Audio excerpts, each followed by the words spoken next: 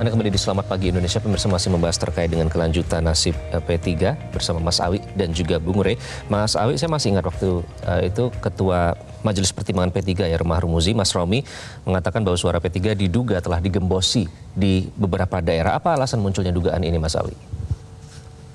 Ya, tentu dugaan-dugaan itu ada indikasi bahkan bukti-bukti.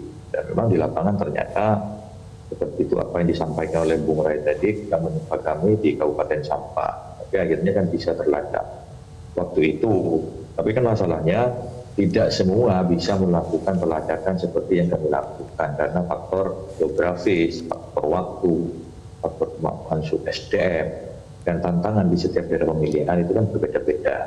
Namun demikian, yang lalu kan sudah berlalu, tinggal bagaimana kita mengembalikan P3 ini bisa memenuhi kekurangannya yang 0,13% itu untuk bisa lolos lagi ke Senayan. Karena kalau tidak, kami tentu tidak akan mengajukan gugatan kalau ternyata tidak dilengkapi dengan bukti-bukti dan indikasi-indikasi serta fakta-fakta lapangan yang kuat.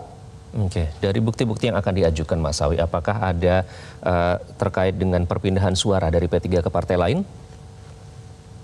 Ya, kami tidak bisa membuka di sini ya, tentu kami akan buka di persidangan. Banyak hal modus-modus yang membuat P3 secara di rekap provinsi itu sudah mengalami perubahan sebenarnya. Tapi sekali lagi pembuktiannya itu kan harus kami sampaikan di forum resmi, yakni di Mahkamah Konstitusi nanti. Oke, baik Mas Awi, ada yang menganalisa bahwa faktor internal P3 ini cukup berarti ya. Nah, sampai saat ini kan ketua umumnya masih PLT. Apakah ini mempengaruhi kepercayaan publik, Mas Awi, kalau dari hasil evaluasi internal?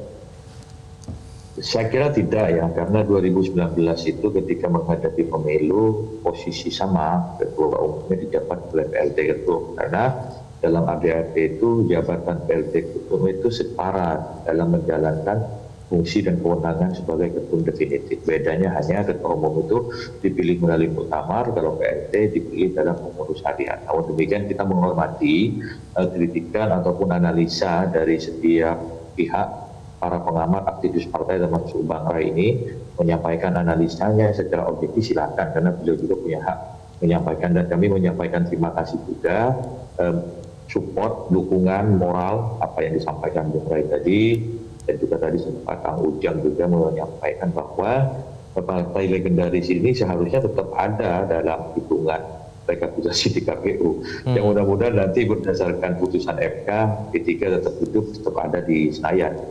Oke. Jelajahi cara baru mendapatkan informasi. Download Metro TV Extend sekarang.